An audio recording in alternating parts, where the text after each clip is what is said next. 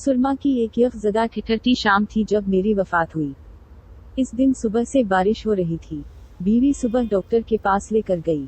Doctor ने दवाएं तब्दील की मगर खिलाफ मामूल खामोश रहा। मुझसे कोई बात की ना मेरी बीवी से, बस खाली खाली आंखों से हम दोनों को देखता रहा। दोपहर तक हालत और बिगड़ गई।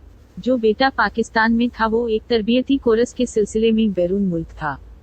छोटी बेटी और इसका मियाँ दोनों यूनेस्को के सर्वे के लिए कराची ड्यूटी पर थे। लाहौर वाली बेटी को भी मैंने फोन न करने दिया कि उसका मियाँ हद मसरूफ है और बच्चों की वजह से खुद इसका आना भी मुश्किल है। रहे दो लड़के जो बैरून मुल्क हैं, इन्हें परेशान करने की कोई तक ना थी।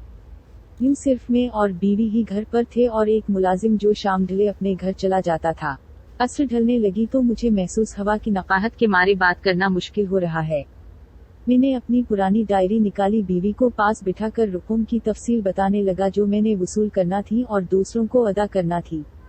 बीवी ने हल्का सा एहतजाज किया, ये तो आपकी पुरानी आदत है, जरा भी कुछ हो तो डायरी निकाल कर बैठ जाते हैं, मगर इसके एहतजाज में पहले वाला यकीन नहीं था। फिर सूरज गुरूब हो गया, तारीकी और सर्दी दोनों बढ़ने लगी। बीवी मेरे लिए शोक बनाने किचन में गई। इसकी गैर हाजिरी में मैंने चंद अखड़ी अखड़ी सांसें ली और गुरूब हो गया। लाहौर वाली बेटी रात के पिछले खा पहुंच गई। कराची से भी छोटी बेटी और मियाँ सुबह की पहली फ्लाइट से पहुंच गए। बेटे तीनों बैरून मुल्क थे, वो जल्द से जल्द भी आते तो 2 दिन लग जाने थे। दूसरे दिन असर के बाद मेरी तदफीन कर दी गई। शायर, अदीब, सहाफी, सिविल सर्वेंट सबकी नुमाइंदगी अच्छी खासी थी। गांव से भी तकरीबन सभी आ गए थे। ननियाल वाले गांव से मामूजाद भाई भी तीनों मौजूद थे। मुझे महसूस हो रहा था कि मैं आहिस्ता आहिस्ता अपने जिस्म से बाहर निकल रहा हूँ। फिर जैसे मैं हवा में तैरने लगा और छत के करीब जा पहुँचा। बीवी शोक लेकर आई तो मैं देख रहा था। एक लम्हे के लिए इस पर सकता तारी हुआ और फिर धाड़े मार कर रोने लगी। मैंने बोलने की कोशिश की। ये अजीब बात थी कि मैं सब कुछ देख रहा था मगर बोल नहीं सकता था। ये कैफियत खत्म हुई। महसूस हो रहा था कि चंद लम्हे ही गुजरे हैं, मगर फरिश्तों ने बताया कि 5 बरस हो चुके हैं। फिर फरिश्तों ने एक अजीब पेशकश की, हम तुम्हें कुछ अरसा के लिए वापस भेज रहे हैं। तुम वहाँ दुनिया में किसी को नजर नहीं आओगे। घूम फिर कर अपने प्यारों को देख लो, फिर अगर तुमने कहा तो तुम्हें दोबारा नॉर्मल जिंदगी दे देंगे, वरना वापस आ जाना। लहद में मेरे ऊपर जो सली रखी गई थी, मिट्टी उनसे गुजर कर अंदर आ गई थी। बाएं पांव का अंगूठा जो आर्थराइटिस का शिकार था, मिट्टी के बूट से दर्द कर रहा था। फिर एक अजीब कैफियत तारी हो गई, शायद फरिश्ते आन पहुंचे थे।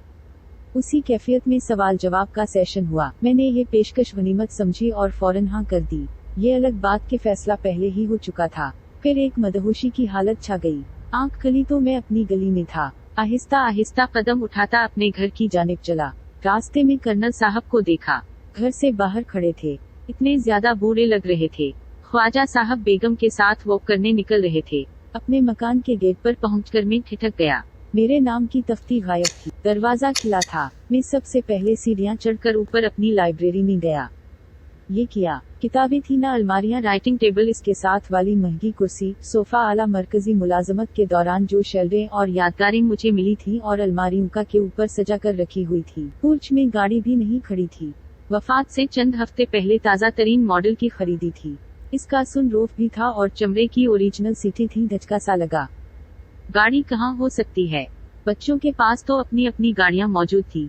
तो फिर मेरी बीवी जो अब बेवा थी, क्या गाड़ी के बगैर थी? दादा जान और वालिद साहब की जाती डायरिया सब गायब थी।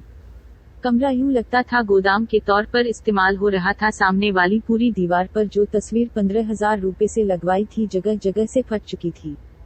फाउंटेन पेनों का बड़ा जखीरा था मेरे पास। पार्कर, शेफर क्रॉस, वो भी दराज में नहीं था। बेशुमार फोटो एल्बम, कुछ भी तो वहाँ न था।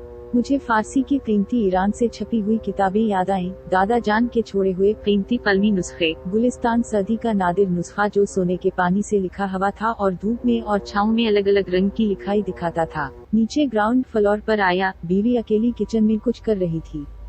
मैंने इसे देखा। 5 बरसों में इतनी तब्दील हो गई थी। मेरी आंखों में आंसू आ गए। कैसे पूछूं कि घुटनों के दर्द का क्या हाल है। एड़ियों में भी दर्द महसूस होता था। दवाएं बाकायदगी से मैसर आ रही थी या नहीं। मैं इसके लिए बाकायदगी से फल लाता था। ना जाने बच्चे क्या सुलूक कर रहे हैं, मगर मैं तो बोल ना सकता था, ना ही वो मुझे देख सकती थी। मैं पजमुर्दा होकर लाइब्रेरी से बाहर निकल आया। बालाई मंजिल का ये वसी वाओ अरीज लाउंज भाई भाई कर रहा था। ये किया। अचानक मुझे याद आया मैंने चकवाल से रंगीन पायों वाले सौते से बुने हुए 4 पिलिंग मंगवा कर इस लाउंज में रखे थे। शायर बरादरी को ये बहुत पसंद आए थे। वो गायब थे। इतने में मुलाजिम लाउंज में दाखिल हुआ। ये नौजवान अब अधेड़ उम्र लग रहा था। मैं इसका लिबास देखकर ठिठक गया। इसने मेरी कीमती ब्रांडेड कमीज जो हांगकांग से खरीदी थी पहनी हुई थी। नीचे वो पतलून थी जिसका फैब्रिक मैंने इटली से लिया था। अच्छा तो मेरे बेशबहा मलबूसात मुलाजिमों में तकसीम हो चुके थे। इतने में फोन की घंटी बजी। बीवी बहुत देर बातें करती रही। जो कुछ इस तवील गुफ्तगू से मैं समझा ये था कि बच्चे इस मकान को फरोख्त करना चाहते थे। माँ ने मुखालफत की कि वो कहाँ रहेगी। बच्चे मिस्र थे कि हमारे पास रहेगी। बीवी को मेरी नसीहत याद थी कि डेरा अपना ही अच्छा होता है, मगर वो बच्चों की जिद के सामने हथियार डाल रही थी। गाड़ी का मालूम हुआ कि बेची जा चुकी थी। बीवी ने खुद ही बेचने के लिए कहा था कि उसे एक छोटी ऑल्टो ही काफी होगी। मैं शायरों अदीबों के इज्तिमात और निशिस्तों में गया, कहीं अपना जिक्र ना सुना। वो जो बात बात पर मुझे जदीद गजल का टरीनेट सीटर कहा करते थे, जैसे भूल ही तो चुके थे। अब उनके मुलाजिमों ने मेरी किताबें डिस्प्ले से हटा दी थी। एक चक्कर में ने कब्रिस्तान का लगाया। मेरी कब्र का बुरा हाल था, घास उगी थी, कुत्तेबा परिंदों की बीक से अटा था। साथ वाली कब्रों की हालत भी ज्यादा बेहतर ना थी। मैं 1 साल लोगों की निगाहों से गायब रहकर सबको देखता रहा। एक एक बेटे बेटी के घर जाकर उनकी बातें सुनी। कभी कभार ही अब्बा मरहूम का यानी मेरा जिक्र आता, वो भी सरसरी सा। हाँ, ज़ैनब मेरी नवासी अक्सर नाना अब्बू का तस्करा करती। एक दिन माँ से कह रही थी, अम्मा ये बांस की मेज कुर्सी नाना अब्बू लाए थे जब मैं छोटी सी थी, इसे फेंकना नहीं। माँ ने जवाब में कहा, जल्दी से कपड़े बदल कर खाना खाओ। फिर मुझे मेरी सहेली के घर ड्रॉप। फिर तहजीबी, मुआशरती और इक्तिसादी तब्दीलियाँ तेजी से आ रही थीं और आई जा रही थी। हवाई जहाज़ों की रफ्तार 4 गुना बढ़ चुकी थी। दुनिया का सारा निज़ाम सिमटकर मोबाइल फोन के अंदर आ चुका था।